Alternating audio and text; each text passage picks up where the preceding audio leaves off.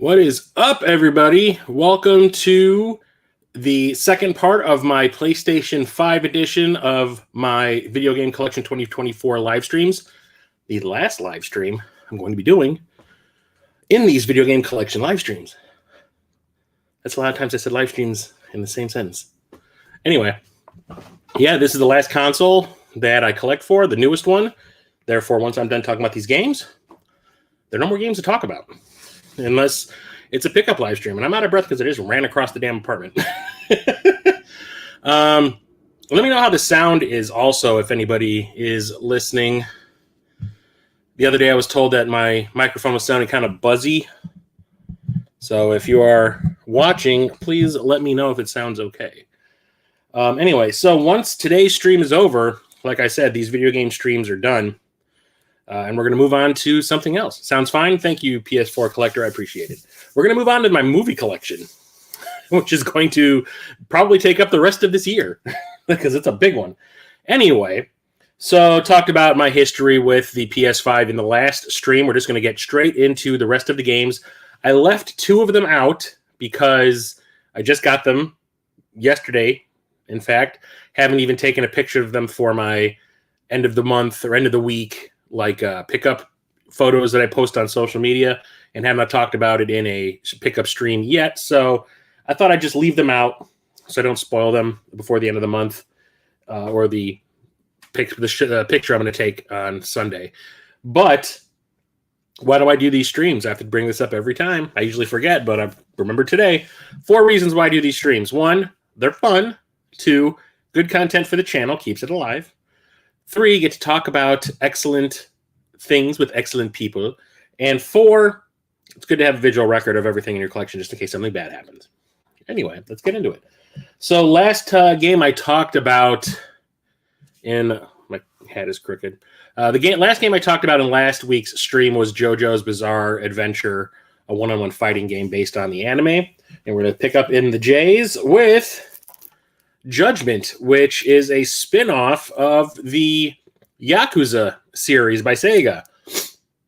I've only played the original Yakuza for the PS2 for, I want to say, maybe 2 hours, and I really liked it, but it was also kind of slow, so I didn't really feel...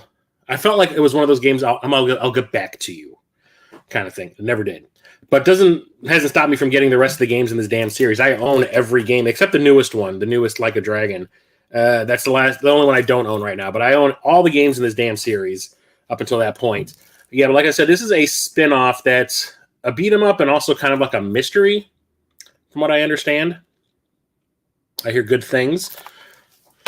So I felt compelled to pick that up. Got really cheap as well. This is another reason why I bought it. This is one that I got from... Did I get this from Limited Run? I don't think so. I think I picked this up off of Amazon. That is Killer Frequency. This is by Team 17, which has made a bunch of games that I really like oh god, what's that pinball game that I have for the Xbox One? Shit, now I'm drawing a blank. It's like Yuku's something Island. Gaiden. Which Gaiden what? Oh, Yakuza? Or Like a Dragon.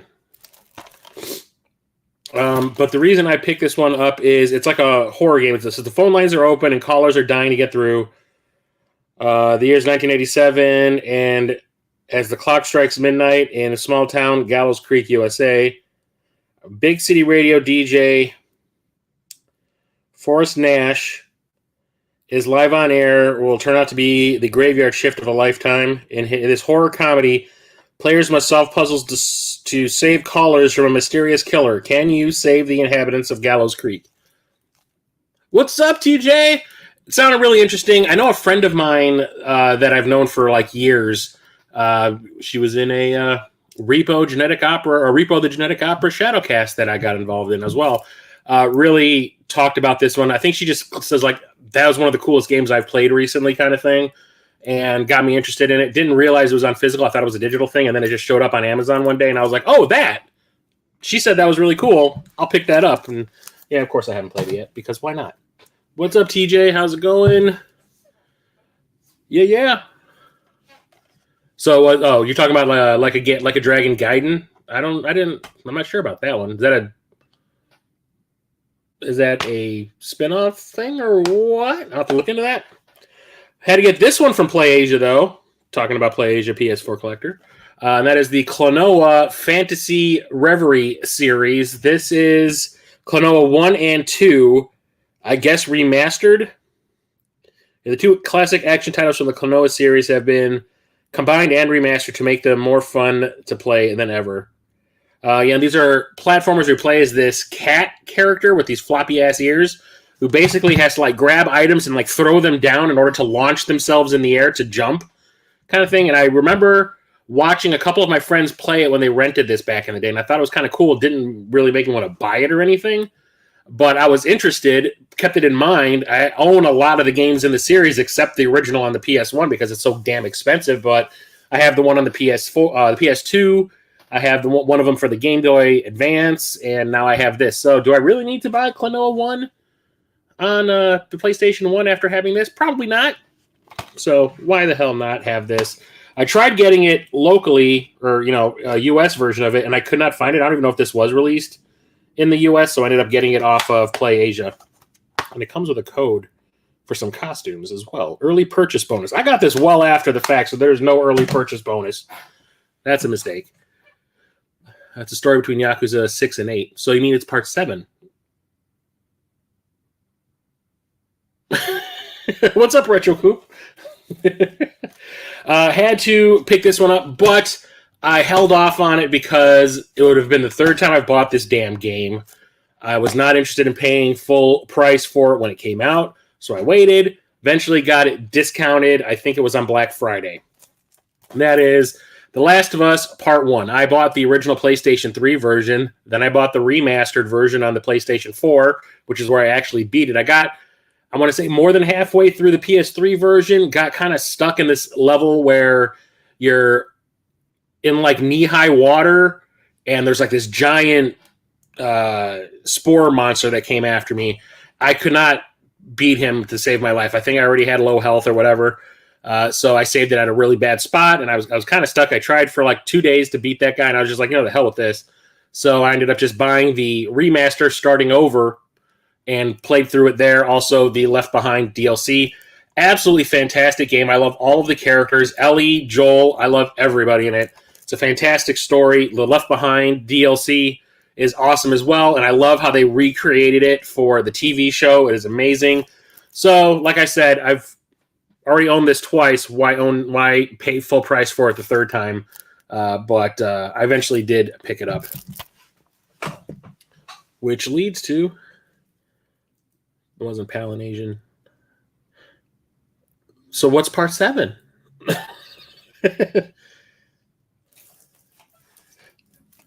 Then that leads to The Last of Us Part 2 remastered. So this is the second time I've bought this game, but I did not pay full price for the second one when I got it on the PS4.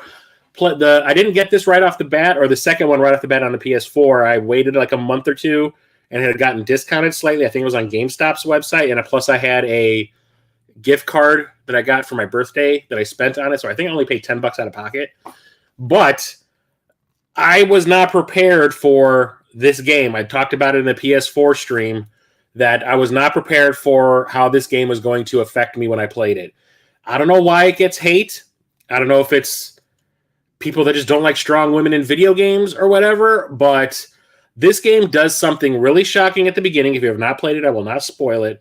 It does something extremely shocking at the beginning, and then it makes you play as a character that performed said shocking incident for a good chunk of the game. And when that part happened, I was like, I don't want to be doing this. I hate this person. This person did something terrible. I don't like where this is going. I can see where people have a problem with that. But the thing is, the people at Naughty Dog are such great storytellers that they make you like said bad person, to the point where you start thinking as the person you've been thinking as the good guy as a bad guy for a chunk of the game, and vice versa. And it just keeps flopping back and forth. And at the end, when two said people meet up, I did not want to play that part of the game because I liked them both so much. I did not want to see either one of them go for good. So I actually had to put the controller down and say, nope, I'm not. You're not making me do this today. I'm not in the mood. I'm not ready for this. No. Eventually I did, played through the game. Fantastic game. This is one of the best games I played on the PS4. So I'm definitely interested in playing through it a second time, see how the remaster holds up, see what they did differently here graphic-wise. One of the best games I've ever played, period. 7 is Like a Dragon. Okay. Infinite Wealth. This is another one of the games that I got because of Tiger Chainsaw talking about there being some sale on Amazon for a bunch of PS5 games that were like dirt cheap. I think I bought all of them. I think there was like 4 of them. I talked about some last week. This one is The Last Stand, Aftermath. Don't even remember what the hell this is. You're infected, but you can still make a difference. Sneak and fight through a post-apocalyptic wasteland and outwit the zombie hordes. I cannot tell you what type of game it is, but it sounds like a top-down, like twin-stick shooter. But like I said, it was dirt freaking cheap. I think every one of these games that I picked up was like $15. So I was not balking at that. But speaking of Judgment, had to get the follow-up, Lost Judgment. More of the Yakuza thing. I don't know if this is how, or I don't know how these are connected to the main Yakuza storyline and the Like a Dragon stuff. If at all to the Like a Dragon stuff. I don't know, because I know this is just like a spinoff. I don't remember if there's any characters in here that play a part from the original games or not, but we got the sequel. So I'll pick that one up dirt cheap as well.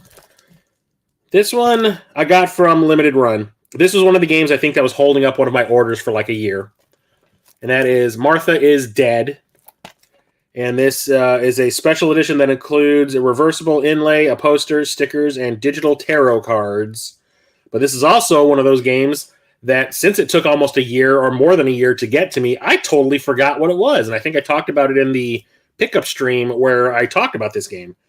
It just says, Martha is Dead is a dark first-person psychological thriller set in 1944 Italy that blurs the lines between reality, superstition, and the tragedy of war. Sure, why not? Like I said, I ordered this a long time ago.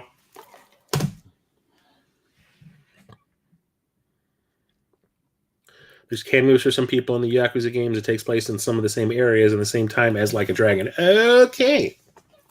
Are they making a third one in the Judgment series? So I really wasn't all that interested in this one. At first, I rarely ever buy like current gen games, brand new, right off the bat, day one, because of the price. I'm like, no game to me is worth $70. I can wait. I'm not one of those people that has to play the game like day freaking one, because, you know, I'm never going to do that. If anything, I play these 6 months down the line, if that. So, like, I will wait until it gets discounted some. So I honestly did not really have all that much interest in this because it didn't sound great. Then Jason of Corpse Flood Gaming gave in and bought it, played through it, and said it was actually pretty cool, and he really enjoyed it. And then, like, Black Friday came, and I got a great deal on this. I think I got this for like $12. And that is Midnight Suns. And this is the enhanced edition. And this is a tactical RPG, if I remember right. And I think you get some extra characters and costumes in this version. But you get to, like, create, like, a team for missions and go out and whip some bad guy ass. And, like I said, it didn't sound great to me at first. I was just kind of like, oh, all these Marvel games. Aside from Guardians of the Galaxy. But, you know, Avengers got a shit review. This, I don't think, got great reviews. But Jason, giving it the thumbs up made me want to pick it up, and I did. And then we come to this. This is one of those games that I was really reluctant to buy because the game got ruined for me every time I would go online somewhere. And if you know me, it's also one of those games that I was trying to buy since December. No, since November. It just did not happen. Kept on getting taken out of my hands. Ordered it from one place. They put the wrong address on the label. It got sent back. They tried to steal some money for me when I asked for the refund. Tried to get it from Amazon, and they sent me the UK version of it not once but twice. And then finally I found this at Walmart, and because they're getting rid of their game section, they had everything discounted. and I got this for like $35 off, I think it was. And that's Mortal Kombat 1. You know I'm a huge Mortal Kombat fan. I got an arcade one up right there. I got poster on my wall. If you've been to my place, you know I've got Mortal Kombat all over the place. So you know how much I love this franchise. But like I said, every single time I would go online, I'd log on to Facebook, onto Twitter, onto YouTube. NetherRealm was releasing like another fatality from a character. And every time I would see one, I'm like, why are you ruining every aspect of this game? They're showing all the brutalities, all the fatalities, all the X-ray moves and all that. And like the finishers, not the finishers, what do they call it? The lines that people would say to each other, like at the beginning and at the end of a match kind of thing. Why are you ruining every bit of this game so there was no surprise left when we actually get around to playing it? And that really rubbed me the wrong way. I was like, your marketing is terrible. You are just overdoing it. And just like my buddy Jason, Corpse Flood, got sick of Tears of the Kingdom being all over the goddamn place when it was released, I got sick of hearing about this. And I was like, you know what? This is going to be the first Mortal Kombat game in a long time that I just really don't care about if I own it right off the bat or not. I know there's going to be a special collector's edition that's going to have all the DLC and all the characters that they've released, separately in one. I usually don't care. I will buy it on day one and then buy it again when that version comes out. I've done it with every one of these since part 9, I want to say. And I was not willing to do it with this one, but finding it dirt cheap didn't help or didn't hurt. So I did play through the story mode of this. It is very short. I think it only took maybe like 8 hours, but I really enjoyed it. The story is great because this is another reboot. So it does pick up right where 11 left off with Liu Kang becoming the god of time. And he decides to like recreate the world in a way that does not create all the problems that he saw in his timeline. He makes a completely new timeline where all the bad guys that were there are not bad guys anymore. But sometimes, they just happen to go that way anyway. It's weird playing as some characters that have been bad guys for, decades in this franchise are now good guys, and some good guys are now bad guys kind of thing. So things get switched around because of the changes that he made, and it's really interesting, especially if you're a longtime fan of the franchise, seeing the way roles have been swapped around. But I absolutely loved the story mode. I thought it was fantastic, except the fact that, again, it ends with this gigantic epic battle with like thousands of characters, joining together and trying to take out the bad guys. I'm like, you guys have done this in the last 2 games. Can we just stop? You're getting predictable. I have not played this online. I have been playing some of the modes to get money together so I can buy the things I want to buy within the game, like extra costumes and fatalities and whatnot. So I've been playing that, but I'm not playing mission or matches online. I refuse. It's worth it, but Jesus. It should have been the movies instead of the actual movies. I don't know. I really am looking forward to that new one. Speaking of Mortal Kombat 11 Ultimate. So I bought Mortal Kombat 11 when it first came out. NetherRealm did not ruin everything in this game when this one came out, which was very nice. I wish they kept that marketing strategy with part 1. But I bought it day one, absolutely loved it. Another great story mode. If there's one thing these Mortal Kombat games have, it's a great story mode. They're really, really fun. Some of them give you multiple choices. I do believe this one had a couple of times where you had a choice when a fight would happen in the story that you had to participate in, but there was 2 characters in your party, and you get to pick which one you want to play as for the fight. And I do believe it changes some of the way the story unfolds. I know you get a trophy if you do both. But tons of characters that they brought in as DLC are in here, plus an extension to the story mode. So they brought back Hiroyuki Tagawa, who played Shang Tsung in the original Mortal Kombat film, to play Shang Tsung in this game, and tacked him on to the ending of the original story mode and made an extended story mode, which is, I can't remember what it's called. I wish they put it on here. I can't remember. There was a name. They gave it a name. But it does add another 6-hour story mode to the original story mode, which is great. You get to play alongside Shang Tsung and against him as well. And Hiroyuki Tagawa is great as Shang Tsung again. Some of the characters they added into this one are characters from the franchise, like Melina and Rain, but they also put the Terminator and Rambo and RoboCop in here. And I think that, was this the one that had the Turtles in it? I can't remember if this is the Turtles or if that was 10. But great game, and it ends in a really cool place that leads into Mortal Kombat 1. Picked this one up because I saw what it was, and if my buddy Charlie was here, he'd probably orgasm. I don't know if he knows this exists because he doesn't really play console stuff anymore.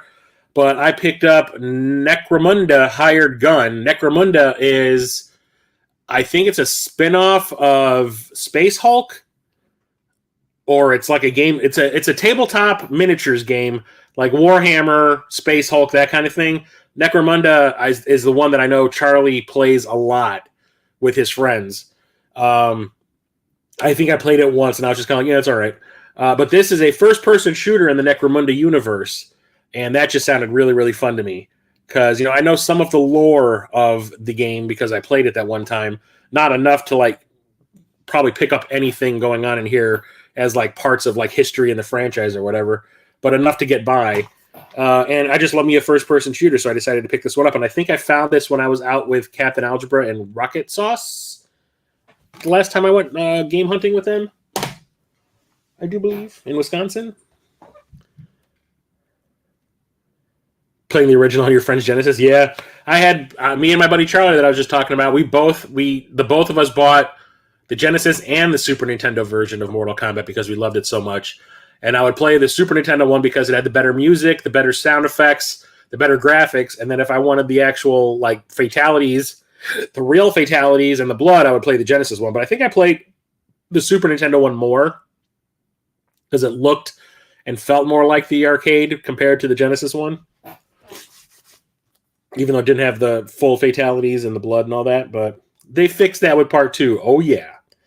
Next up is new Joe and Mac Caveman Ninja. So it says, beware jungle, not safe. Attention.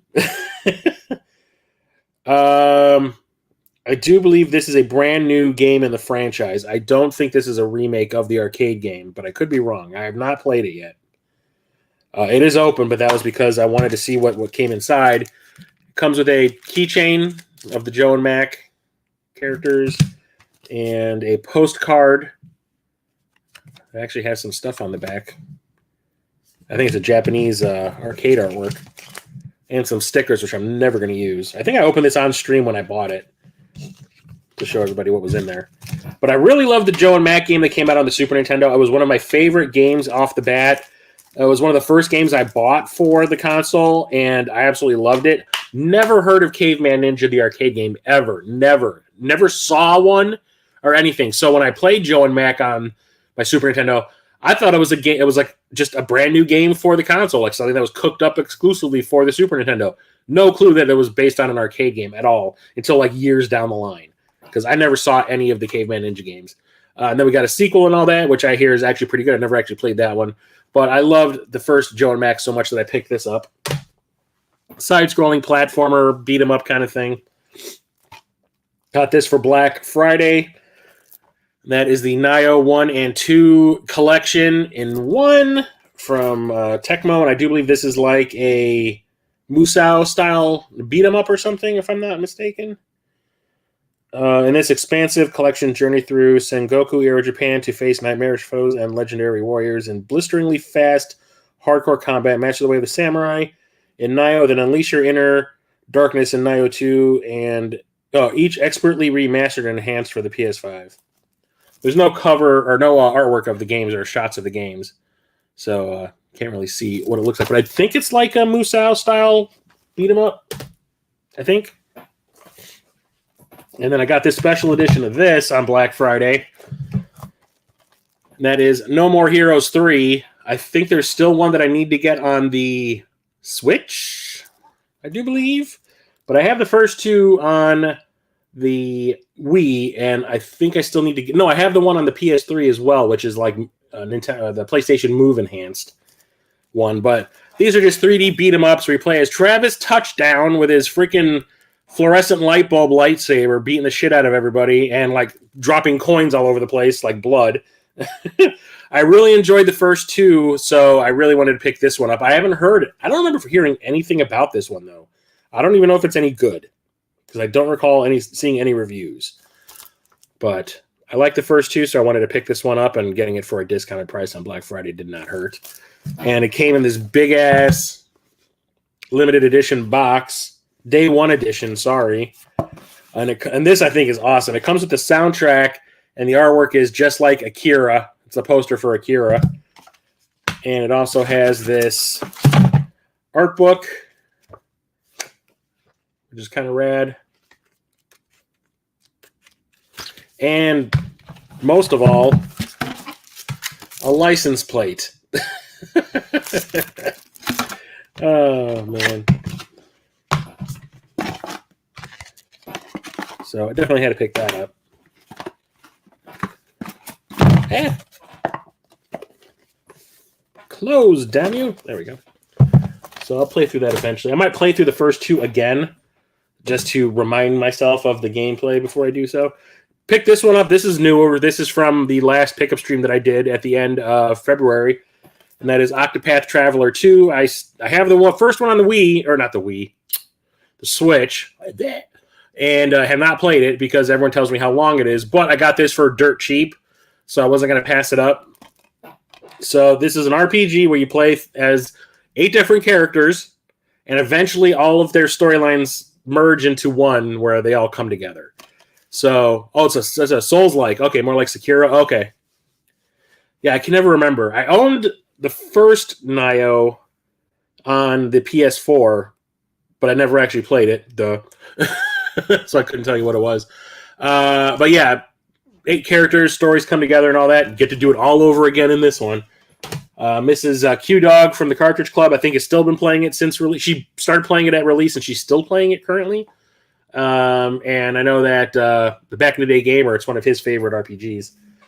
This is the game that sold me on the PS5. So I made a video years and years and years ago on this channel that was about franchises that I wanted to see make a comeback. I think it was like franchises that need to return, I think is what they named the video. Go check it out if you must. Probably released it like 5 or 6 years ago. And one of the franchises I talked about was the Oddworld series. I've loved the Oddworld series ever since the original came out. I thought it was a really great side-scrolling cinematic platformer that was kind of like playing Prince of Persia and Flashback and Out of This World. And I love the character of Abe with his little like hello sounds that he would make. I thought it was really adorable. And the adventure was really fun. The stories were really cool too. And it was a really cool world. Like the world building in those games is fantastic. They made a bunch of them as Abe. There's a bunch of ones on the Game Boy and Game Boy Color. And then they decided to kind of spin off. They did Munch's Odyssey, which was like you're playing as one of the villains. And it's still kind of the same gameplay. But then they made Stranger's Wrath, which is a first-person shooter, which really changed it up. And it also killed the franchise. I guess that did not sell at all. And like the Oddworld series just died right there. But that came out for the Xbox, the OG Xbox. That was the last time we got one of these games. And then when the State of Play was broadcast where they announced the PS5 and showed you what it was going to look like, this was one of the games they showed in that broadcast. And I was just kind of like, oh, I will be getting one of these as soon as possible. And that is Oddworld Soulstorm, the newest sequel. And I got the Steelbook edition that has Abe's hand on it. And his chest. That's kind of gross. But it goes back to the old gameplay style. It is a side-scrolling like platformer, like the cinematic platformer that I know and love from back in the day. I had to pick this up. I did not pick it up right away. No, I take that back. I bought this before I even had the PS5. I had like, I want to say 6 or 7 games for the PS5 before I even bought it. If I would find them on sale, I remember like Mortal Kombat 11 Ultimate was one. The Alex Kidd, the collection one that I have, that was one. And this was one. I remember I found this on sale on Amazon, so I picked it up. And I still haven't played it, though. I love it so much, but I still haven't played it. Because I'm dumb like that. I'm chill like that. I'm fresh like that. Picked this one up off of Play Asia when I got... What was it? The Alfred Hitchcock's Vertigo that I talked about last week, and one other game that's in here. But I picked this one up because it was discounted, and it made my shipping free, I think, if that was the reason I bought. I only went there for one game. That was the Game Decks one. I remember I went there for one game, and I ended up buying like 3 more because I think it was so I can get free shipping or something like that. I can't remember. It was a while ago. But Oxide Room 104, this is a survival horror game. Special pack includes 2 physical postcards and additional digital goodies. A twisted doctor is holding you captive, and you have choices. Make the right ones to survive. A terrifying experience inside an old motel. A hideous creature stalking you, waiting for your mistakes. That sounds like broken English. It also says Perp Games in partnership with Eden Representation Project will plant 1 tree for each copy sold. Well, I got a U.S. game off of PlayAsia, which I think is kind of funny. But here it's not the greatest, like graphic-wise. It's kind of like that, what's that ripoff of the Resident Evil 2 remake that I showed one off, a Daymare. I heard like Daymare doesn't have the greatest graphics, doesn't have the greatest story, but it's fun despite all that. I hear the same thing about this. And I talked to Shondo, Coach Shondo, who used to be of the baddest dudes on YouTube, but now he streams exclusively on Twitch, doing like Resident Evil 2 remake speed runs and stuff like that. I told him about this one, and he said he was definitely going to check it out because he loves playing survival horror games on stream. Where did I get this one? I Am 8-Bit. So I ordered this off I Am 8-Bit. I think this was one of the games that I had before I had a PS5 because it was on sale and it was a limited quantity, and I was like, the FOMO thing, and didn't want to miss out on it, and that is The Pathless. And the version that I got from I Am 8-Bit has reversible cover art, but I don't know why I would want to have that on the outside. And it also comes with some postcards, which I will not open, but it looks like there's maybe like 5 of them in here, and a poster.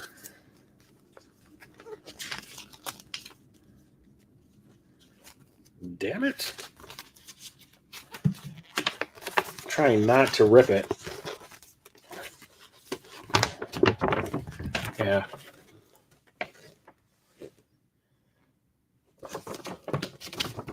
And if I remember correctly, can't really tell you what it's about because there's no gameplay shots on the back, but if I remember correctly, it's like a third-person action game where you have a bow and arrow.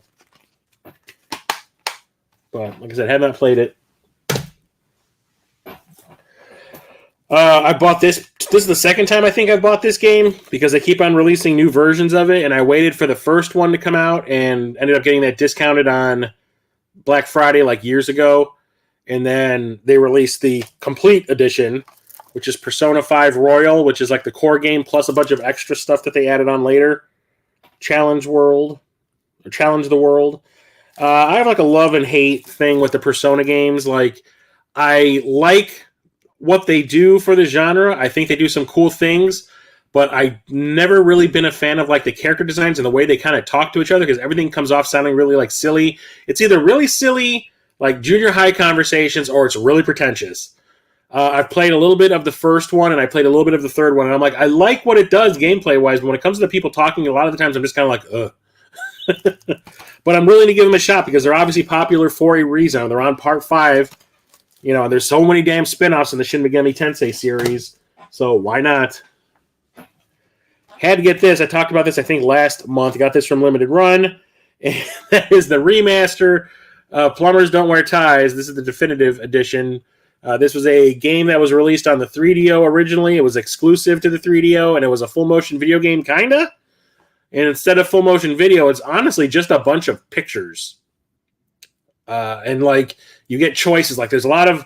It's all dialogue, you know, really wooden recitals of the dialogue when you're playing the game and all that. And depending on your choices, the story can go in a bunch of different directions. And I know it sounds like a porno, and it kind of makes it look like a porno, but it's really like a sex comedy. And it's kind of gotten a cult following. The guy that made the game, there's a video by Good Bad Flicks on YouTube about the history of this game. Go and watch it. It's really funny and really strange. The guy who made this game just wanted to see if he could. And he decided to put it together as cheaply as he possibly could. That's why it's all pictures and voiceovers. And there's even like a dude that shows up with a chicken head, and that's the director under that, playing an extra character. And I always wanted to play it. It sounded terrible, and I love me a good terrible game. It's like a terrible movie. And I love that kind of stuff, but never got around to it. And nowadays, it is super expensive to get a complete in-box copy, so this is the closest I'm ever going to get. And it's also the best it's ever going to look and probably sound. So had to pick this up while it was available. I might stream that. This is the game I'm currently playing. I talked about this last month. I picked this up when I was out game hunting with Church the Game Grinder, Justin Cardboard Zero, and Rocket Sauce when they came down to visit to go to the Near concert last month. And we went game hunting in my area, and I found a copy of Prince of Persia, The Lost Crown, the newest Prince of Persia game. And this is the game I'm currently playing, like I said. It is not a... Well, Prince of Persia used to be, like I said, a 3D... Or not 3D. 2D side-scrolling cinematic platformer back in the day. That's how it started. Eventually, it went into 3D with Sands of Time, and I was not complaining. Those games are freaking fantastic. But this brings it back to the side-scrolling 2D version, but makes it into a Metroidvania instead of a platformer. And it is really good. It is really long. The map is gigantic. I've been playing this since last month. Haven't really had time to play it recently, but I really do want to beat this hopefully by the end of this month and move on to something else. But I absolutely love it. The graphics are great. The story is great. Like I said, the map is gigantic. All the different moves I keep unlocking the further I get into it are absolutely fantastic. Sargon, the lead character that you play as, is pretty awesome. I like him a lot, and all the characters that you interact with are rad as well. And I can't wait to see where it goes. And I hope we get more games in the series like this, because I like that twist on the franchise. Played through this one. I streamed the end of it on my Twitch channel. Took me forever to beat the last stage because it's insanity. And that is Proteus. So I learned about this from a Metal Jesus video where he was talking about quote-unquote boomer shooters. And a boomer shooter is a first-person shooter that is current. It's made with current technology, but has been made to resemble and play like a first-person shooter from the 90s. So it's made with all the current tech, but it looks like Duke Nukem, or it looks like the original Doom, that kind of thing. And this is one of them. It has lots of great effects, but it's all done with like pixel graphics like Doom and Duke Nukem. And I absolutely loved it. So it sounded really fun when he was talking about it. It was cheap when I bought it. So I played through it, like I said, on stream, and I absolutely fell in love with it. I think it is a fantastic first-person shooter, although it just ends.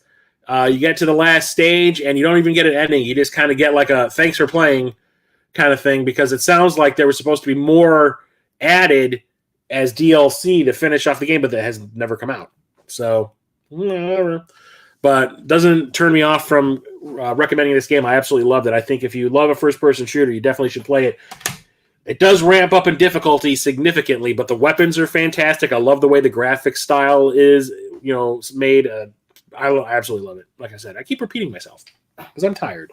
I even commented how tired I was at work today.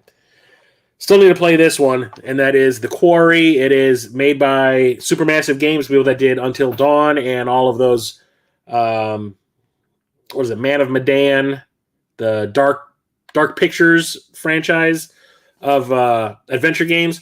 So what it is like you're playing an interactive movie. This is like an interactive slasher film. And it's like watching a movie, and then you control the characters for a little while for some light light adventuring kind of things, and then you make choices, and the choices you make can affect if characters die or not. You can get a bunch of different types of endings depending on who's alive and who's dead when you get to the finale and all that. And like Until Dawn, which I absolutely loved. I need to play through that again because I killed pretty much everybody except the lead. So I need to try to get the good ending. But everyone tells me that this one is just as good as Until Dawn. So I need to play through that. I kept on saying last year I was going to do it. Just never happened.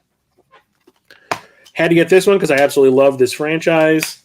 Have not played it, though, obviously.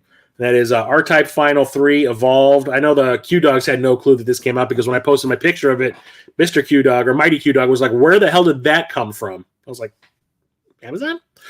But I love this franchise. Side-scrolling, horizontal shmups and all that. And you have this option that can attach to the front of your ship, and you can launch it across the screen. And like as you move, it'll kind of like follow your movements and take out enemies and all that because it's kind of indestructible. But this is kind of done in like a 2.5D where it kind of like swings in and out of the perspective and all that kind of stuff. I think it's pretty cool the way they did that in the original Final that I played on the PlayStation 2 all the way back in the day. And they finally got around to making a 2 and a 3, even though Final doesn't mean final, I guess. But absolutely had to have this because I love this franchise. And this comes with a soundtrack as well as the game. I might rip the soundtrack tonight after the stream. And an art book. The artwork of R-Type Final 3. Absolutely rad. So I had to have that. I need to play through this one too. This is, I do believe, an exclusive for the PS5. I don't think this one came out on the PS4. If I'm wrong, correct me. But I think this was only available on the PS5. And that is the newest Ratchet and Clank game, Rift Apart, where you play as not only Ratchet, but also a female version of him. I don't know if it's like an alternate reality version or whatever. It takes you through an interdimensional Rift adventure.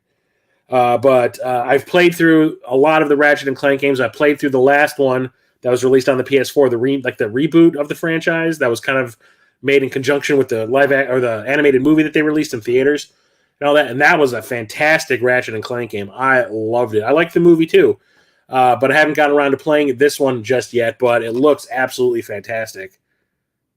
So maybe this year I'm going to add it to my list. Need to play this one because of Metroidvania. Church the Game Grinder keeps on telling me how great it was. And that is Record of Lodoss War, Deedlit in Wonder Labyrinth, which is the dumbest freaking name ever. But I love me a good Metroidvania. As you know, I talk about them a lot. I've said that this is going to be my year of Metroidvanias, so this is definitely getting played this year after I beat Prince of Persia. And it's based on an anime that I've never actually seen. I have a Record of Lodoss War game for the Dreamcast, which I think is pretty cool, but I don't know enough about the franchise. I hope that I don't get referenced out by playing this. Like, I don't know anything that's going on story-wise, but it looks freaking rad as all hell. So I would definitely playing this one this year. Yeah, TJ's Mr. Sega, so if it's by Sega, he's probably played it. Had to get this one as well. I had the first one. I bought this on the first one on the PS4 at the same time I bought this. I don't remember which video I was watching where someone talked about this franchise and how cool it was. And I don't even think I ever really heard of it before, or I didn't pay attention to it in any way because it did not sound familiar. I don't remember who was talking about it that made me want to buy these. But we're talking the Redout games. This is Redout 2, the deluxe edition. These are racing games that are kind of like playing Wipeout, and I love me those Wipeout hover car racing games. I think they're really fun. F-Zero, fastest game in the universe, is back, and this includes a season pass as the deluxe part of it. So bought both of these at the same time. The first one on the PS4 and part 2 on the PS5. I need to get around to playing them. This one came from Limited Run. And that is Return to Monkey Island. I'm not sure if this is a remake of a sequel that came out on the PCs or if this is a brand new game in the series because I have no knowledge of the Monkey Island games. I know that there's one that I have on the Sega CD that I got from Limited Run. I don't remember how many games were made in the franchise, if this is a sequel or a brand new game. But it's an adventure game by LucasArts, or the originals were. I don't know if Lucasfilm actually had anything to do with this, if anything. But I love those old LucasArts adventure-style games, so I had to get that.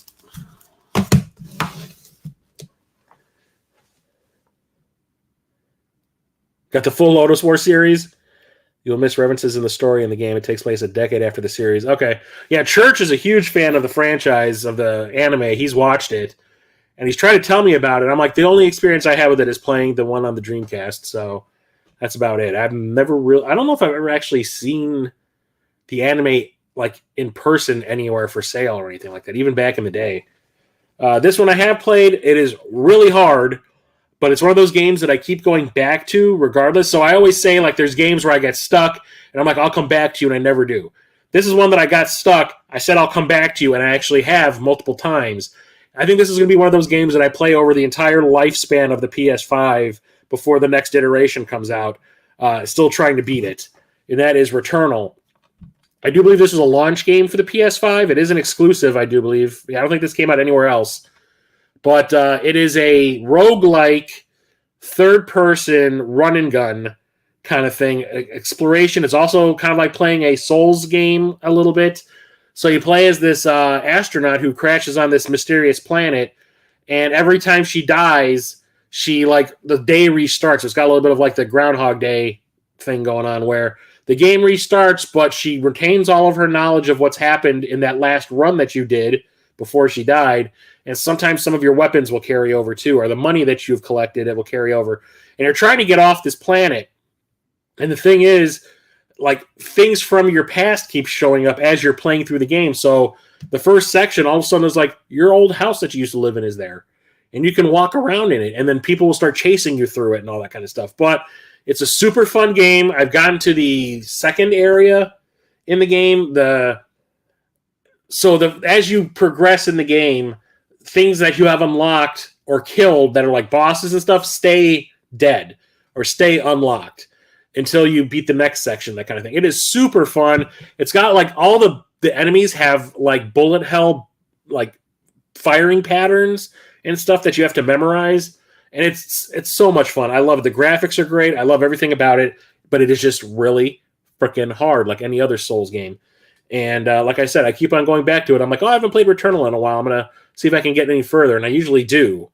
But also the thing about it is the levels are procedurally generated, not in like they're all new stages every time you play it. There are a certain amount of stages or a certain amount of like rooms that have been made. They just get rearranged every time you play it, so it's never in the same place again, which I think is really fun. It keeps it interesting. So I highly recommend Returnal. I think it's great. I have El Shaddai on the PS3, either the Xbox 360 or the PS3. Yeah, it is really, really hard. I love it.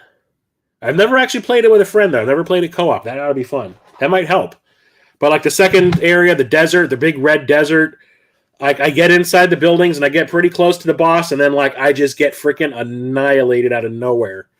So I haven't played it in probably 2 months, I want to say. So maybe I'll try it again tonight, give it another go. This one I played through last year. This is a game that I bought day one because of the license that it is, and I played and I beat it like within like 3 days. I thought it was absolutely fantastic. It is a licensed game because me, and I'm highly recommending this to everybody out there. If you like this license, just go out and buy this game, sight unseen, and play it.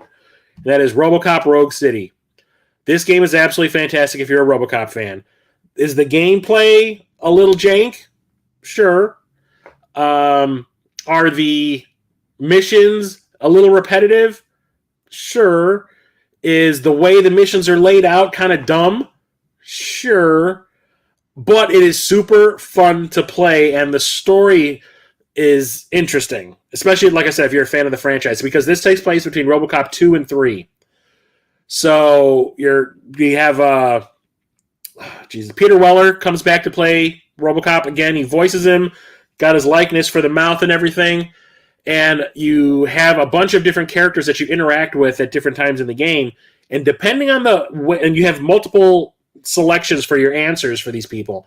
Depending on which tone you take with them will change your relationship with them and could affect the way the game unravels at the very end. So there's this like crackhead guy. Nuke is a very big thing in the game. Nuke, the drug from the second movie.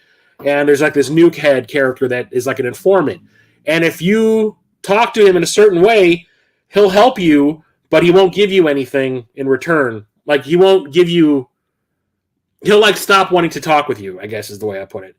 But if you are firm with him and show that you give a shit about him and want to see him get off the nuke, he may hate you when you do these things. But by the end of the game, he might be like, dude, you didn't have to be that way with you, and I understand why you were doing it, but it's worked out because I got kicked the nuke kind of thing.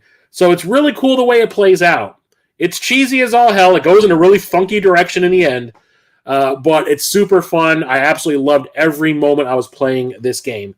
There are some weird-ass missions, like one where you interrupt a porn shoot to investigate a murder and stuff like that. Absolutely loved it. Loved it, loved it, loved it. Cannot talk about it more highly. The people that made this made Terminator Resistance, which is another great licensed game that if you haven't played, I highly recommend it. What's up, Midwest Media Show?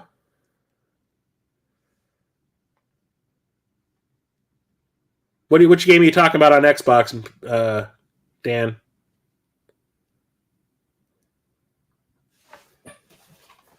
Next up, we got this from Limited Run, and it's a Metroidvania, so I had to have it, and it's based on a license too. Even though it's kind of sad that this is going to be gone now. Now that I think about it, now that I look at it, but we're talking Ruby Arrowfell. Oh, RoboCop. Yeah, I think it is on the Xbox One and Series X as well. I highly recommend it. Whatever you play it on, just get it because it's awesome. This is a Metroidvania based on the Ruby cartoon that was by Rooster Teeth, and Rooster Teeth just got shut down. Was it Warner Brothers owned them or whatever and just shut their asses down? It is some bullshit. I don't know what happened over there, but they, Red vs. Blue was awesome. I have the entire Red vs. Blue series on Blu-ray in this big-ass set. Funny-ass stuff. I've never watched Ruby. I hear it's great. It has a great following. Eugene Myers, E.C. Myers games, or I can't remember what his channel is. That E.C. Myers games on YouTube? He's a novelist, and he wrote books that he was licensed to write books for this franchise and all that. It was huge for a while. It's like an American-made anime. But they got shut down. It's some bullshit. But Metroidvania based on the license, sure, why not? And I watched Eugene stream some of this on YouTube, which is what made me want to buy it. I had no interest in the game when I heard that it was coming out. I was just kind of like, Ruby, I know nothing about it. I don't give a shit. Whatevs. But when I watched Eugene stream and I realized it was a Metroidvania, I was like, okay, now I'm interested. So I went and got one off of Limited Run. And this is another Sony property, and I think this was also a launch game for the franchise, or for the PS5, and that's Sackboy, A Big Adventure. So these are based off the Little Big Planet games, but this is just Sackboy's Adventure. I don't think this has a create anything mode, because it had like a crafting mode where you can make your own stages and stuff and then put them online for other people to download. I don't think this does that anymore. Go solo or join friends in unmissable party play. Explore handcrafted worlds with new moves and gadgets. Face loads of varied and unpredictable challenges. Yeah, this doesn't have the create a level mode anymore. But it's a platform, and I'm pretty sure it's pretty easy. It's just made for kids. I know Captain Algebra played through it, and he actually said it was pretty good. So that's when I went out and looked for a copy of it. I'm like, well, Cap's saying it's great, then why not? Have not played this. I hear mixed things about it, but I got it dirt freaking cheap. That is Scarlet Nexus. It's a action RPG, I do believe, but you get to play as two different characters, and I think you have to play through it twice in order to get everything out of it, which is kind of like, can I just play the game and have it be over with? I'm not a fan of these games where you beat the game, and then there's another 20 hours of post-game content you have to play. I'm like, just put all of that in the game beforehand. I don't want to, once the credits roll, I kind of want to be done with it and move on to something else. Stop doing that bullshit, and then having to play a game twice to get everything out of it. But we'll see. I'll get around to playing it eventually. This one is when I went to GameStop, and I actually had new games at GameStop when I asked for them. I went to GameStop, and there was a bunch of PS5 games that they had just discounted, I think, the previous week. And I went in there, and I saw that these games that I was looking at previously were now like $20 cheaper. And I was just kind of like, oh, okay, I'll just pick them up because they're dirt freaking cheap. And one of them was, Severed Steel. And this is a first-person run-and-gun kind of situation that sounds really rad to me. It just says a unique fighter, stylish combat, dynamic AI. Yeah, we'll see about that. But, me, in first-person shooters, hell's to the end. It looks a little bit like Tron. So I had to snatch that up. Got this one when I was out with TJ in Mega Map when we went out to, I can't remember the name of that convention that we went out to in Rockford. But yeah, Mega Mat and TJ and I went out. We went to I met them at the convention. We went out and got some dinner and then did a little game hunting in the area. And I found this at the GameStop out there, and that is Shadow Warrior 3, the definitive edition. I love the first Shadow Warrior on the PS4. I think it was a remake of an old PC first-person shooter where you have a gun and a sword in your hand. R2E2, yeah, I can never remember the name of that thing. I'll definitely go again this year if they have it. Found some cool stuff there, even though it was this tiny little place, but, whatevs. If I can find great games for great prices, I'll go. So really was interested to get the second one. Came out in like a limited quantities on limited run games one day on a random. Normally they sell through their stuff on Friday. I think this happened on a Wednesday. and I totally did not know anything about it, and you can only get the physical edition there at that point in time, and it's like $300 now. So not going to have that, but got part 3, so why the hell not? More of the same. First-person shooter with a sword and a gun and some magic spells as well. You can heal yourself. Really fun. I was streaming the first one for a while. Yeah, I can never remember it. It's got a weird name. Had to get this because it's a license I love and it's a genre that I love. I love cyberpunk. You know, I've talked about it a lot. Cyberpunk's my favorite subgenre of sci-fi. And this is basically the name inside Shadow. Blah, blah, blah, blah, blah. This is the name in Cyberpunk, and that is Shadowrun. So this is the Shadowrun trilogy. These are all the games that were released on the PC on Steam a few years back. This has the original Shadowrun Returns. It has Shadowrun Dragonfall and Shadowrun Hong Kong. And it's like a special edition of that. And so these are top-down, almost like three-quarter view tactical RPGs. And the coolest thing is I was playing the original one, Shadowrun Returns. I was playing that on Steam. It was one of the few games I ever played on Steam because I was so excited about being able to play a new Shadowrun game. And I lost my shit. Like, I friggin' guygasmed when Jake Armitage from the Super Nintendo Shadowrun game shows up in the story at one point. I was like, oh my god! Because that is a total throwback to my youth. I absolutely loved the Super Nintendo Shadowrun game. So, had to snatch that up. Absolutely. This one I picked up at my local retro store, Video Games Then and Now, and I kind of got into a fight over it with a guy. Not like a fight, but like he was he gonna buy it? Am I gonna buy it? Am I gonna get it? Is he gonna get it? So I remember I was looking around. I usually look at their retro stuff. I rarely ever look at the new stuff because he never has anything worthwhile. It's always like people selling every copy of the current sports game that he has up on the new game shelf. So I rarely ever go there. But I happened to like walk past and I saw this on the shelf and I picked it up and I looked at it. I was just like, huh. I heard about this. I hear it's actually pretty cool. Maybe I'll pick it up if I don't find anything else. So I put it back and walked away.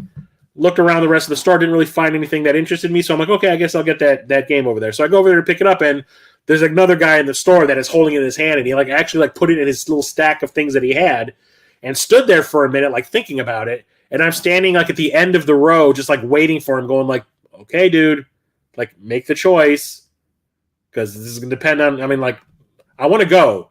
Like, I'm done shopping. Are you going to buy it or not? Because I kind of want it. I didn't say any of this, obviously, out loud, but I'm just thinking it. And then finally he goes like, eh, and he puts it back up in the shelf. And the moment he walked away, I ran up behind him and snatched it off the shelf before he changed his mind and ran up to the register. And that is the Vengeance edition of Sifu. And it comes in a steelbook case, which is pretty rad looking. You're not going to get my copy of the soundtrack. No way, no how. He's even got the sticker in here so he knows where the disc is. Let me take that off. Derp. But yeah, has a little picture in here. Is one life enough to know kung fu? And it even comes with, where's it stuff? These like postcard looking things that have pictures of artwork on them. I got two of the same. Oh, I think I brought that up in the pickup video that I got two of the same one. And like I said, a soundtrack download code. But it's a side-scrolling, I think it's like a retro side-scrolling. No, it's a modern one. Modern beat-em-up. 3D beat-em-up. So, I had to snatch that up. Like I said, kind of had a little war going on with that, guys. See if I was going to actually own it or not. Which I think is kind of funny. It's a freaking video game. I know Tiger Chainsaw said that was pretty cool, too. Had got this one, but TJ will love it. I don't know if it's actually good. I actually got a couple games in this series here. So it's been strange because these games are released normally in like October. And then in November, the next month, they're all, for some reason, the last two games in this series, I have picked up the following month in November for half off. I don't know if these games aren't selling or what, but I don't know what's going on. But it's Sonic Frontiers. This is the Sonic open world game. And I am not kidding. It like came out in October, whatever year this was, 3 years ago. And then a month later, I got it for half off on Amazon. And I was like, maybe this is a mistake on the website. I'll just get it while it's cheap because I'm not going to find it like that again probably before they realize their mistake. Snatch it up, and I did. And I was watching the Game Beaters stream this on their channel, and they looked like they were having a good time with it. So I was like, it can't be that bad, can it? So I still haven't played it. But like I said, I got it for like half off. And the exact same thing. It has a great soundtrack, but is the game good? And then the exact same thing happened with the one that was released last year.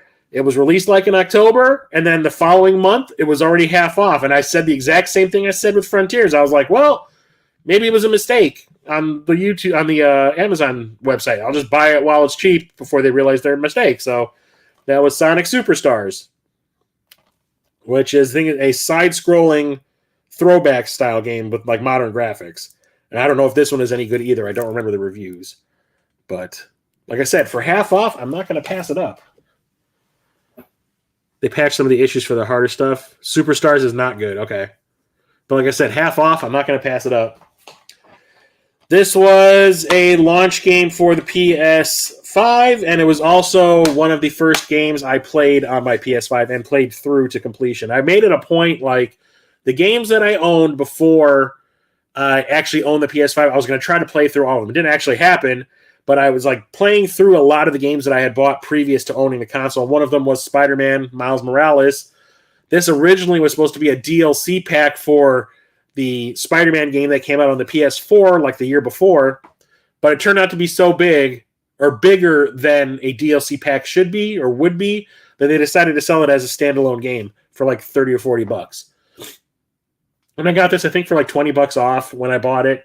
And it's a fantastic game. I played through it, I think, in 2 days. I absolutely love the combat. I love the way that the story plays out. I love the story. I love the characters. I love what's going on in the story. I think it's great. I love the different powers that Miles has compared to Peter Parker. He has like those electricity powers, and he can cloak himself and that kind of stuff, and that plays into like fight strategy. I love the fighting in these games. It's fantastic. I'm not going to buy Spider-Man 2 just yet. I'm going to wait until the complete edition comes out because they already said there's going to be like three DLC packs for it. So yeah, I'll wait for the complete version. Absolutely fantastic game with great graphics. Had so much fun playing that one. Played through this one as well because another licensed game. I absolutely had to buy it. Learned about this from Trek-A-Day. My voice just cracked. What am I, 12 freaking years old? It's been a day. Trek-A-Day, which is a YouTube channel that I found 3 months ago, I think. I've talked to the guy that runs it, Steven. He has another chance, 2 channels. He has Trek-A-Day, which every single day he releases like a short video about something Trek-related, Star Trek-related. And then another one is his full name. It's Stephen Homberger, I think, or Hoffenberger. And he does like pickups. He goes to like thrift stores and buys cheap stuff and resells it on eBay. And it's all about his collection and that kind of stuff. I can't even talk anymore, guys. And I knew about this game. I saw trailers for it. I thought it looked fantastic, but it was going to be digital only. And you know me and digital only, eat a dick. So I was not keeping it on my radar. And then he did one of his Trek videos for the day. And it was, hey, I got the physical edition of this game, and it's fantastic. You should play it if you haven't. And I was like, oh. And like seriously, at work, I saw that video, went immediately to Amazon and ordered a copy of it. And the moment it showed up, I said, fuck you to the game that I was playing at the time. Don't remember which one it was. I think it was RoboCop. And I was like, no, sorry, RoboCop, you're going to have to wait a couple days. I need to play this immediately. And I actually streamed myself playing this to completion. And that is Star Trek Resurgence. So this is made by people that used to work for Telltale Games. So Telltale got disbanded. They closed down. A bunch of people went off and made their own company. This is the first game that those people made post-Telltale closing. And it is fantastic. It's Church actually said it to me when we were talking, and he's like, how is this the first game in this style made based on Star Trek?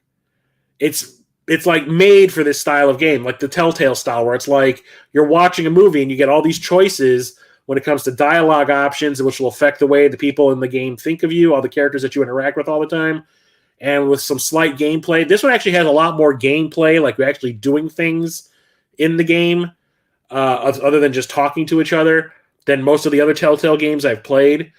And it's fantastic. And like, I hope we get more games in the series. I loved all the characters. A bunch of legacy characters come in and out of the story as well. Although one of them, the actors actually passed away, so they kind of have an impersonator come in to do the voice, and it's not the greatest, but it's passable. It gets the job done. But absolutely fantastic game. I highly recommend it if you're a Trek fan. I played through this in probably 10 hours, I want to say, and it is absolutely fantastic. I actually do want to play through it again and try some other dialogue options and see where that gets me. But I hope we get another game in the series. I hope we get multiple games in that series. And then that takes us to the other end of the, fandom, and that is Star Wars Jedi Survivor. This is the deluxe edition and the sequel to Jedi Fallen Order, which came out last generation, which I absolutely loved. Loved Fallen Order. Fallen Order? Star Wars Jedi Fallen Order. Yes, Fallen Order. Fallen Order. Absolutely loved that one. And I was so flippin' hyped for this because of how much I like that game. I was like, I cannot wait for that sequel. I love Cal Kestis, the lead character that you play as, who in the first game was being trained to be a Jedi when he was a kid. Then Order 66 happened, and he went into hiding so he wouldn't get assassinated by the Empire. Forgot all of his Jedi teachings and was just living day to day. And then he got kind of sucked into the rebellion by accident and starts to relearn his Jedi training. And it's kind of cool the way they make you relearn it, but by playing through a section of the game as his younger self being trained in the Jedi temple by one of the Jedi. And it's really cool the way it works. So when the second one was coming out, I was like, this is going to be the greatest thing ever. I bought it day one of the only games I bought day one. And it's kind of disappointing. It's great. Don't get me wrong. It's still a great game, but compared to the first one, this one is not that great comparatively. I don't like the way that they changed the combat. There's cool things that happen. Like there's multiple styles you can use. So you have single saber, you have dual saber, you have like the Darth Maul, double saber. You have the what's his name? Damn it. Kylo Ren style saber, which is I think like a Claymore style, which is like a heavy hitting saber, but it takes a lot to swing it because it's so big. And then you have a saber and blaster combo. All those ideas are cool. But the thing is, they're just not executed very well because I always just ended up going back to double saber, and that was it. That's all you really needed. So I maxed that out, and just kind of like eventually when I would get points that I could put into the other saber styles, I'll just do it to do it. But I only really cared about the double saber because it was the one that was the easiest to use, it was the most fun, and it was the most helpful. It worked the best against every enemy that I fought. And since the first game was kind of like playing a rogue or a Souls-like type game, you had like this dodge roll that you would do to roll out of the way of attacks, and it made combat very fun and fluid. And, you didn't get killed a whole lot because it was easy to dodge attacks. And this one, they took out the roll and just made like a sidestep, and every time you do it, no matter how well you time it, you're always going to get hit. And it just kind of ruins the flow of things, and I really didn't like that about the game. So if they do make a third one, and I hope they do, I hope they go back to the old style of gameplay with that roll. It just made it so much easier to play. The story is still great. It's not as involving as the first one, but there was an awesome moment at the halfway point that kind of gave me like a geek boner. So, yeah, I hope we get a third game. I hope we get more between Cal and, I can't remember the name of the Sith witch that he's like in love with. I hope we get more between the two of them. I hope they actually like end up together kind of thing. So, great game. It's just it could have been a hell of a lot better. And then I showed this one off in last month's pickup video, and that is Star Wars Tales from Galaxy's Edge Enhanced Edition. This is a PS VR2 game. And someone online said that this is going to get really, really hard to find. I don't know if it was released in limited quantities or whatever, but it was like, I guess it's going out of print, so it's going to be expensive in the coming years. So I figured I'll just get it while it's still available, even though I don't have a PSVR 2 yet. I do plan on getting one because I love the PSVR 1 so much. So I have a game ready to play once I do have it.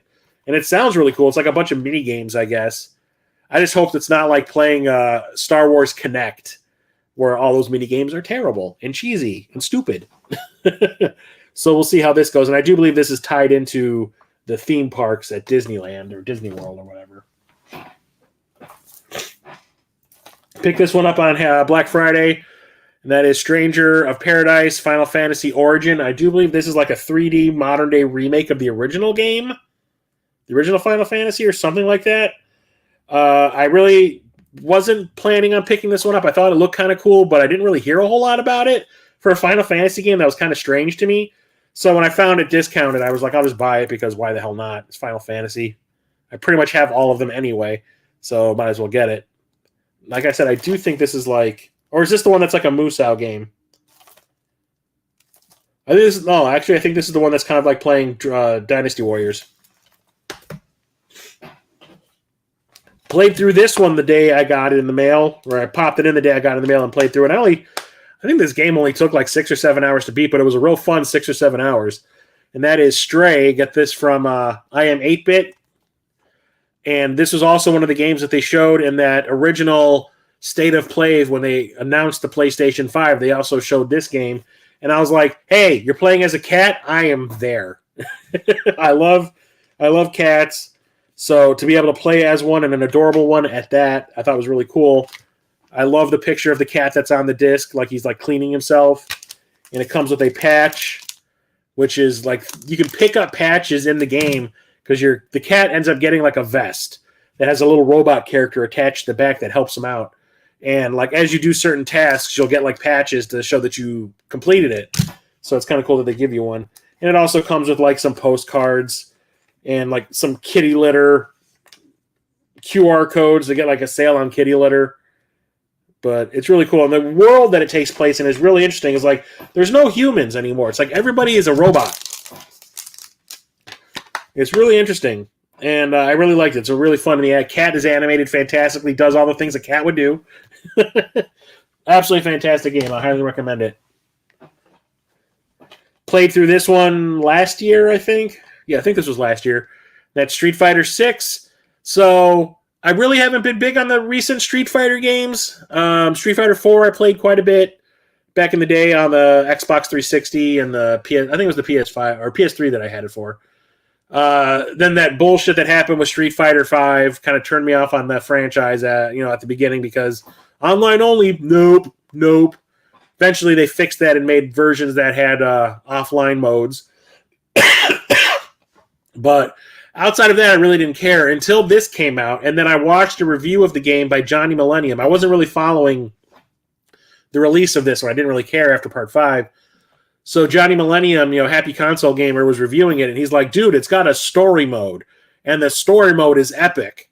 And he was talking about it, I think, with one of his old friends that they were playing it together, and they were loving it. So I was like, it's got a story mode? Me and my Mortal Kombat story modes, I got to see what this is all about. So I picked it up. I got this and Diablo 4 at the same time. And yeah, that story mode, holy shit. It is massive. So you create your own character, and it has a really good create a character mode. Like the choices are awesome. And the way it works is every single person, 95% of the people that you will encounter as you're roaming around this open world environment will fight you. You can walk up to them and just say, I want to fight, and they will fight you. Even an old lady carrying her groceries home from the store, you will walk up to her, and if she has a level number over her head, you can fight her and beat her ass. And that's how you level up. You just walk up to people and have random encounters, and you don't kill anybody or anything like that. You just have like a fight. It's like a sparring match in the street, and at the end, you both kind of like fist bump. You're like, okay, you're good. You suck, whatever. Move on. But the thing is, you have to find all of the legacy characters from the old games and learn their fighting techniques. So, like the first person you come across is this guy who I think is new to the franchise. I don't remember what his name is, like Dan or something. And he kind of has like a real straightforward fighting style.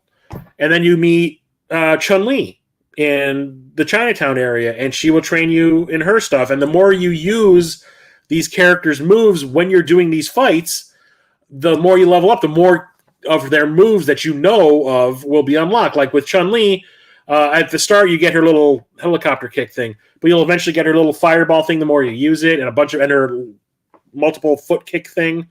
Same with like Ken, Ryu, Guile. There's a couple of new characters, or characters that I'm not really familiar with. There's one dude that has like this really weird looking braided hair that you meet on the rooftops in the Chinatown area. What?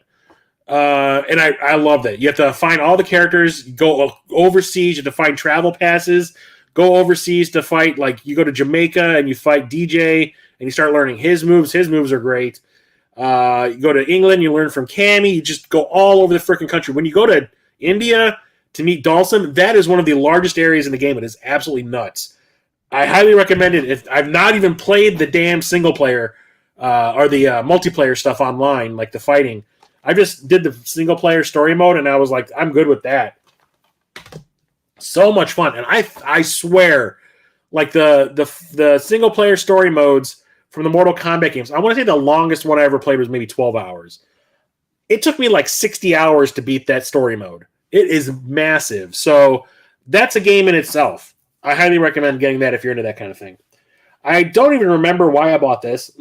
I think because it was cheap. I got this from Limited Run. Oh, no, I got this online from Amazon before the Limited Run store opened, when Limited Run made that deal with Amazon that they would sell their overstock through them. So I ended up finding this on Amazon. It was from Limited Run Games, but I bought it on Amazon, and then they opened their own store. Blah, blah, blah, blah, blah, blah, blah. Sort of the Necromancer. I don't remember what the hell this is. What would you do to bring back someone you love? It makes it like, I don't know if this is an RPG or a beat 'em up or what. But I got it cheap. Anyway, every time I think of this, I think of the one that I have on the Switch, which is like a rhythm game. I get them too confused all the time. Picked this one up on Black Friday because it was half off, and that is Tactics Ogre Reborn. I think this is a remake of the original Tactics Ogre game, which is super freaking expensive, and I will not be able to afford that like ever. So this is probably the best option I have. And it's a 3/4 view or isometric view tactics game. Obviously, it's in the title. I know Jason of Corpse Flood's been playing it. He actually loves it. And then everyone tells me this one is really good too, and I bought this one really, really cheap because it had been out for a while. And it's Tales of Arise, another one of these Tales games. There's like a million of these goddamn things, and I've maybe played a little bit of one. But Church and Jason both recommended this one to me. They're like, if you're going to play one, play this. And they say it's both of them say it's fantastic. So RPG or action RPG, I do believe. I'll get around to playing it. Played through some of the games in here. The Turtles or Teenage Mutant Ninja Turtles Cowabunga collection. This is just a collection of like all of the games from back in the day. So you've got all the NES games, the Genesis games, the Super Nintendo games, so the arcade games, all that shit. And I absolutely love it. I played through the original arcade game, the first one. And man, that game is super freaking unfair. I could not believe that I actually liked that back in the day. It was pissing me off how much it, like, I would get juggled. Like, I would spawn, like, I'd get killed, I'd spawn, immediately get juggled the moment I spawned by some, in some levels. And it was just really unfair. I'm like, this game is just designed to steal your quarters. So I was not enjoying it. But I went and played a little bit of Hyperstone Heist and Manhattan Project, and I was really enjoying it. So had to get this. It has a bunch of games on it that I don't own in my collection on a cartridge or anything like that. Like, I don't own Manhattan Project on the NES. And I definitely don't own, well, I did own it, got rid of it, sold it to Jason, actually, my tournament fighting for the Genesis, because that is one of the worst Turtles games ever made. This isn't open, but I played through it and beat it, because I own the previous edition of this physically. And this is Teenage Mutant Ninja Turtles Shredder's Revenge Anniversary Edition. So I had the previous version of Shredder's Revenge, and then they announced right after I bought it that there's going to be DLC stuff. And I was like, you sons of bitches. That means I'm going to buy it a second time. Because you know me and my DLC, I'm not buying it unless it's like absolutely something I have to play, like Phantom Liberty for Cyberpunk 2077.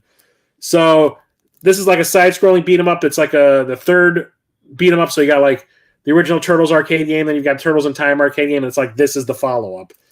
And they added in a new area and also a Dimension Shell Shock and Usagi freaking Yojimbo as a playable character. I love Usagi Yojimbo. My buddy Charlie that I keep talking about was obsessed with him back in the day.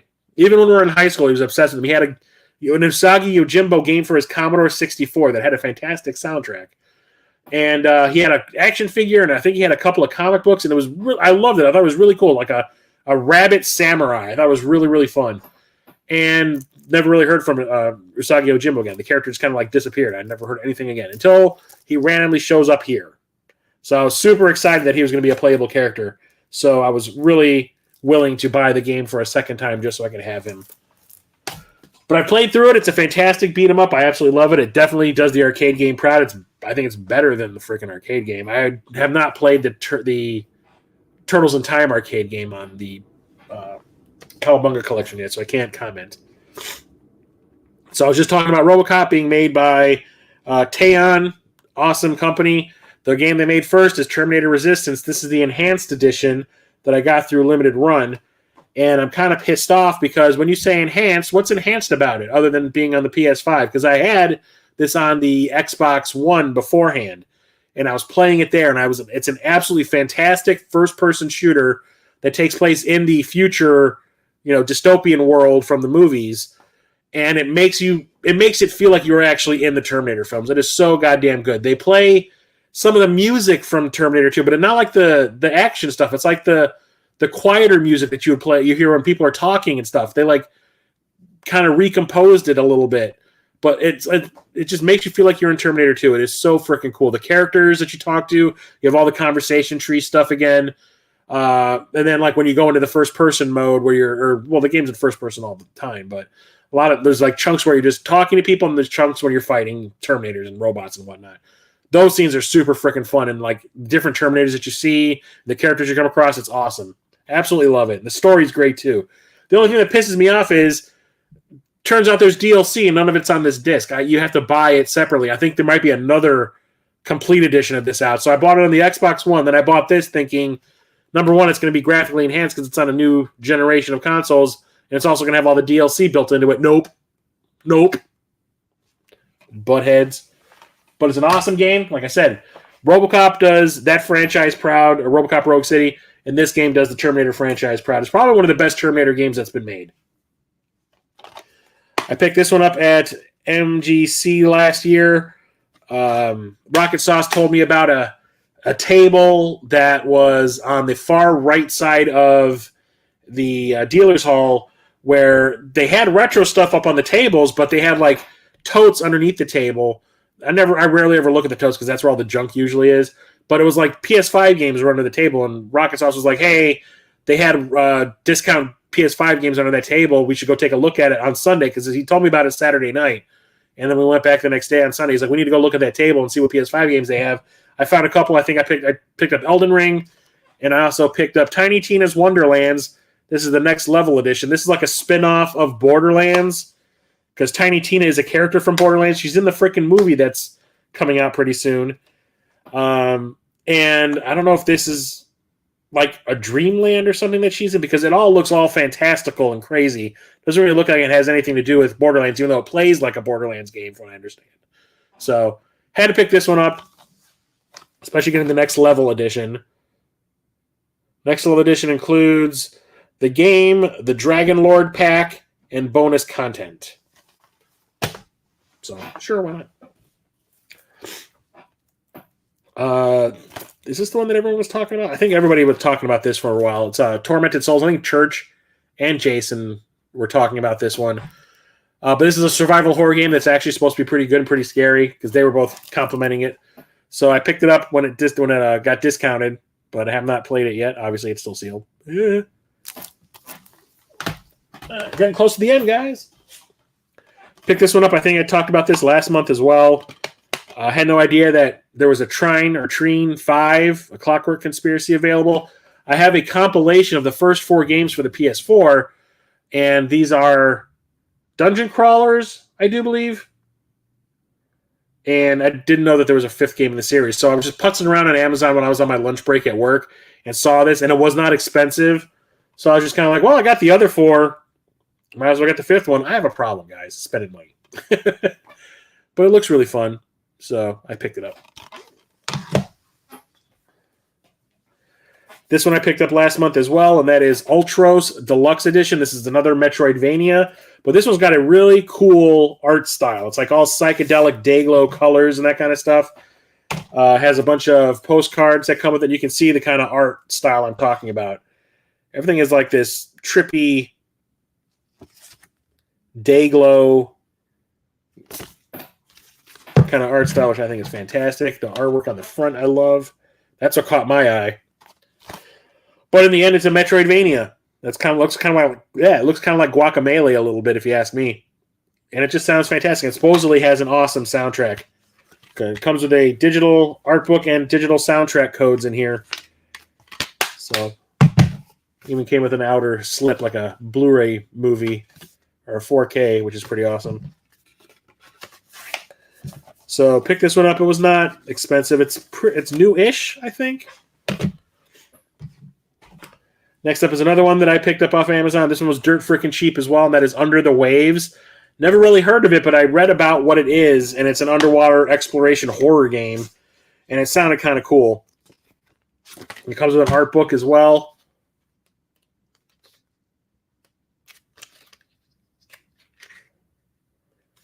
It just sounds really cool. And it comes with some stickers as well, which I'm never going to freaking touch. But the thing is like, as much as I'm interested in this game and want to play it, I'm also kind of reluctant to play it because I have an intense phobia of the ocean, and this game will most likely give me a panic attack. But I keep on buying games that take place underwater. I think subconsciously I'm like, oh no, you'll be okay. It's just a video game. But I know me, when I played that VR game, that demo that has the underwater shark cage thing and a freaking shark swam by, I was like, nope! Rip that freaking headset off as fast as I could. Got this one on Black Friday as well, discounted. That is Valkyrie Elysium. I think this is part of Valkyrie Profile Games, I think. Like the sequel or whatever. Here begins the tale of the new Valkyrie. Ooh. But it's like a RPG tactical game type of thing, or tactical RPG. I hear it's actually pretty cool. I know Jason was digging the hell out of it.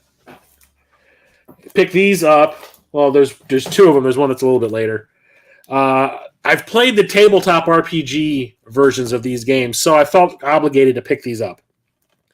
Stupid, but yeah, why not? But we're talking World of Darkness, and that is split off into little side things. So World of Darkness is like this all-encompassing RPG that has all the horror tropes. So you got vampires, you got Vampire, I think it used to be called Vampire the Embrace, now it's like Vampire the Cursed or something like that. There's a werewolf thing, there's a Frankenstein's monster thing, there's a fairy thing, and there's one other one I want to say. So I played the tabletop one, and I was a vampire rock star the character I was playing. We had one character who was a werewolf, we had another character who was a were-tiger, we had a fae, and magician, mages, that's the third one, or that's the other one. We had a mage, we had a fae, and our DM refused to let anyone play as a Frankenstein's monster because if there's one in your party, it creates negative effects to the whole party. And he's like, no, you don't want to screw all the other players. No one can play as one of the Frankenstein's monsters, even though things they can do sounded pretty cool. Anyway, there's some games that's been made over the years based on World of Darkness, and one of them is Vampire the Masquerade. That's what it's called. Vampire the Masquerade. It's called that now. This is Swan Song, and it's an RPG, but the thing about World of Darkness is it's more towards the LARPing side of things nowadays, especially Vampire the Masquerade. You go to Gen Con or any other kind of convention like that, and there will be a room dedicated specifically to Vampire the Masquerade, because that is where people will dress up as their character, and they will just walk around the room and talk to people in character. And it's like the thing to do now. But I played the tabletop version. I'm not doing LARPing. There's no way in hell. So that's kind of what this game is, where it's basically just walking around and talking to people. You might have some combat or something like that, but most of the time it's just you talking to people and having kind of like a Telltale Games kind of experience. And that sounded really cool to me. So had to pick that one up. And there's another one you'll see in a minute. Had to get this one because I tend to buy all the Warhammer games for some reason. I don't know why. I played Warhammer once, and I didn't really think it was all that great. But I have all the freaking Warhammer games ever made. And that's Warhammer 40K Shooters, Blood, and Teeth. And this is, I do believe, this is a twin-stick shooter. Which sounded really, really fun. It's like real cartoony and graphically violent, but whatever. It just sounded really, really fun. It's not like your typical Warhammer game where it's a strategy game or it's a tactical RPG or it's a first-person shooter. This is like a run gun, kind of like, it looks like Metal Slug. This is one of the other games I bought when I was out with TJ, Kitsune. You feel it was kind of LARP heavy back in the day, too. We never played it like that, though. When I played the tabletop... Oh, welcome, Ziku, by the way. Glad you're here. Yeah, when we played it, we never played it like that. I mean, when you're playing your tabletop RPG, you do a lot of talking, but it wasn't like that. Where that's all you did was talk. We actually did combat and stuff like that, and it was really exciting and fun, but yeah, we never just stood around and talked like our characters. But I've seen that happen quite a bit when I go to Gen Con. Bought this one when I was out with TJ, Kitsune, and Mega Matt a few months back at that convention that we can't remember the name of. And that is the We Heart Katamari, or We Love Katamari Reroll Plus Royal Reverie. So this is a remake of We Heart Katamari, which I think was the first sequel that came out on the PS2, I do believe. And if you played a Katamari Damacy game, you know what to expect. Rolling up buildings and shit on a big-ass sticky ball, and you're making stars out of it. So I had to get this because I love that franchise. Here's the other game in the World of Darkness franchise that I have. And that is Werewolf the Apocalypse. That was the book my two other friends were using, because one was, like I said, was playing a werewolf. The other was playing a were-tiger. But this is Earthblood. This one doesn't look much like the vampire one. This one actually looks like it's more action-heavy instead of talking-heavy. But like I said, since I played the tabletop version and I really liked it, I felt obligated to pick both of these up. So I have them. This is one of those games I picked up long before I had a PS5. And the last game I'm going to talk about for not only my PS5, but also for these streams, it's kind of a doozy, and I'm kind of pissed off at myself for not having played it yet, since I kind of really do like this franchise. That is Ys 8, Lacrimosa of Dana, the deluxe edition, and this thing is heavy. It's an action RPG. I love this franchise. I have Ys 1 and 2 on the Turbo CD, and I absolutely think it's one of the best RPGs or action RPGs I've ever played. So I have a lot of games in this franchise. I don't think you really have to play them in order. I think they're always kind of like separate, even though a lot of them have the same character in it, like Adol or whatever his name is. But Nintendo streamed this on Twitch for a while, and I was watching and I was like, I really need to play this game. It looks fantastic. But turned out that there was a better edition coming out on the PS5, so I held off on the PS4 version and ended up just getting this. And this, let's just open it and find out what's in here. Let's make the last game I'm going to talk about special. How about that? So it has a soundtrack as well as the game on disc. Excuse me. And it also comes with a mini art collection, which is awesome. And I love the way these games have evolved over the years, art style-wise and everything. So if there's going to be an RPG that I attempt to play this year, it's definitely going to be this. I do have to beat Final Fantasy VII Remake. I'm still trying to play through that. But if I play through another RPG this year, it's definitely going to be this. I really want to play through it. I think it sounds absolutely fantastic. So that is it. And that is the last game in my video game collection live streams that began in 2022, talking about my Atari 2600 games in my collection, and is now ending in 2024. I've been doing these for like almost 2 years. That is absolutely crazy to me. But anyway, today is the last one when it comes to my video game collection, but next week we're going to start a new one. We're going to start talking about my movie collection. And that is a whole beast into itself, because I have, 1,500 physical media, movies on physical media on different formats. So yeah, it's going to be kind of crazy. So next week, we will probably start off with what I have on like VHS. I only have like one movie on VHS, but VHS and other weird versions of our old home media versions, whatever. Can't talk. I'm getting tired. And my DVDs, and might get into some Blu-rays, maybe my TV shows on Blu-ray, but that's about it. So next week starts movie collection streams. I'm kind of excited. I've been talking about video games nonstop for almost 2 years, so it's cool to get onto something different.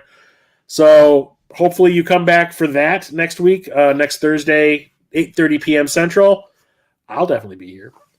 And then in 2 weeks on Saturday, so that's Saturday the... Hang on one second, I'm bringing up my calendar. Saturday the 23rd on my Twitch channel, we're going to be streaming the next Dungeons & Dragons game that I'm playing with. It's me, it's a couple of my friends from my old campaign, as well as Church the Game Grinder and Mondane Designs.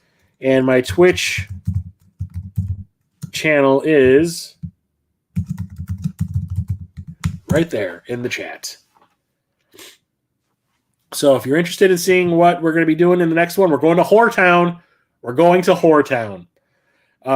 Check that out next week. I'm going to have the time on the I'm going to post it on social media, but I'm also going to put it on the schedule on my Twitch channel.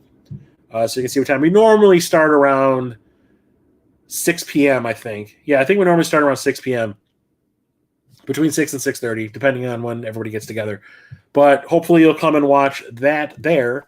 And yeah, I will be back next week with that movie stream. So thanks everybody for coming and hanging out with me tonight. I really appreciate it. Every time, I really do. I'll talk to you hopefully next time. Chris from Midlife Crisis Media out. Stay safe out there. Have a good night. Talk to you next time.